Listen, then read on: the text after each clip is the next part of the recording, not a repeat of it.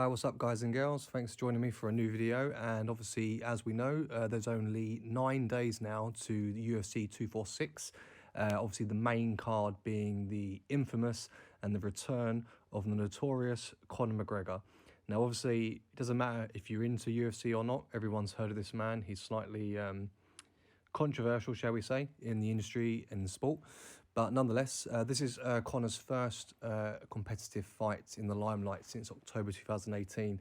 Now, if you may remember, obviously the last time he fought was with Khabib, when he was trying to reclaim his UFC lightweight title. However, he lost by submission. And obviously since then, there's been the rivalry which has sparked from that fight. But anyway, getting on to his actual opponents. So this is the fan favourite, actually, Donald COWBOY Cerrone. Now, he's American, and he actually has some amazing stats within the sport, which we'll get onto in a moment on the next part of the video. But just going back to Conor McGregor, so obviously, like I mentioned, he's not been around for a while. He's taken some time out. He's had a lot going on in his personal life, a lot of problems in the press. He's been getting into a lot of trouble locally, doing some stupid things, to be honest, and not really helping himself out.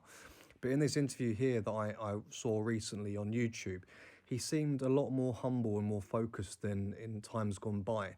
So I'm thinking there may be a chance for redemption here for him, and maybe he's realised that, you know, his time is running out.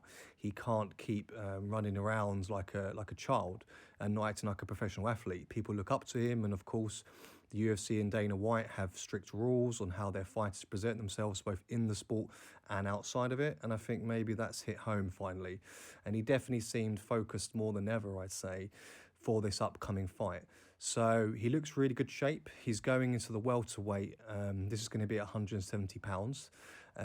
Obviously, usually he has fought at lighter categories. So as we know, he's done the lightweight and the featherweight and won both titles. Obviously, a few other big fights that happened in the past for him, obviously the most recent being the welterweight against Nate Diaz, which he lost in the first bout via submission, which he then went on to win a rematch at UFC 202 by the majority decision, which is still quite controversial today, to be honest. Both obviously men in that fight earning Fight of the Night bonus for participating in one of the biggest events of the year. Since then, he's won the lightweight title. He's been stripped of it. He fought Floyd Mayweather Jr. in the boxing ring, and obviously we know what happened there, but credit to him, he took some balls doing that.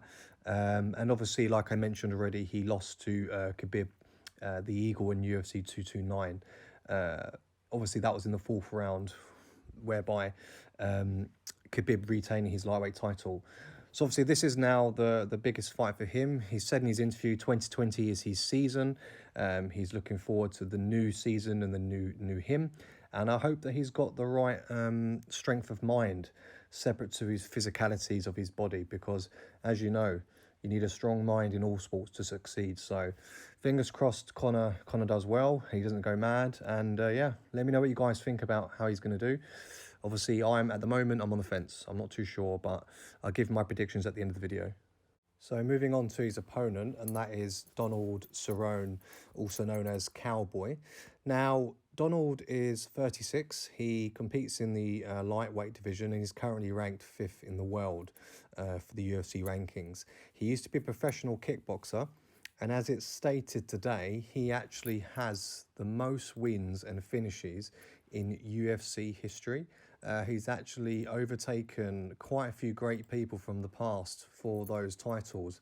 He has some amazing stats in terms of his sporting accolades. I mean, for example, 2018, he actually surpassed Georges St. Pierre and Michael Bisping for the most wins in UFC history. And then he also surpassed Anderson Silva and Victor Belfort for the most finishes. So, I mean, this guy is a consistent winner. He's got amazing stats. It's just, you're looking at his performances, it's just so impressive. And I think Conor has got his work cut out of this guy, because he certainly knows what to do in the ring, and he's someone not to overlook and definitely not think of as an opponent. Now they've crossed paths many times over the years, and they've always had a very friendly, humble relationship together. They've never obviously had any beef with one another, because obviously they weren't fighting in the same classes. However, Conor did always say he wanted to fight Cerrone, and Cerrone was always like, yeah, I'm down to fight whenever.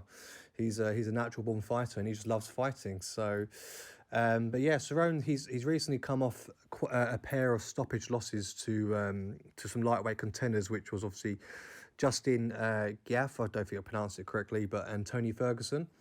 Prior to that, he also rattled off some back-to-back wins over other lightweight contenders such as Al Iaquinta and Alex Hernandez. So, as I mentioned, he's got the most the most wins and finishes this decade and in history, and he's 36-13 overall. So, some amazing stats, and he's also known for his high kicks. I mean, the guy, he kicks high and he kicks accurately to the head. So Conor needs to watch out there. So anyway, looking at the stats between the two, they both obviously have had a lot of sporting success, and they're quite evenly matched, to be honest, in terms of their weight and obviously their height. Conor obviously being a little bit younger, but obviously doesn't mean he's not as experienced. I would say, looking at the stats overall, I mean, here we've got more KOs from Conor, but then obviously by decision, Conor has less. The average fight times are similar, significant strikes, not too dissimilar. I would say, again, looking over at Cerrone, I'd say he is quite a complete fighter. However, Conor has won 2 titles simultaneously at the same time in 2 different divisions. So let's see what happens on the night. Based on the stats alone, I'm going to go for Cerrone. I think that he's got this fight. But as we all know, fighting is an interesting sport, particularly in the UFC, and anything can go down. It could be a knockout, it could be a submission, it could go to decision. So I'm interested to see what you guys think. What are your predictions on the fight? Who's gonna take it, and when's it gonna happen? Is it gonna happen within the 3rd round? Is it gonna happen quickly? Is Cerrone gonna get a high kick? Is Conor gonna get some submission work in? Let me know what your thoughts are, guys. Remember to leave some comments in the section below. Hit the like button and also subscribe. And until next time, guys, thanks for tuning in, and I'll see you soon. Amigo One Fitness signing out.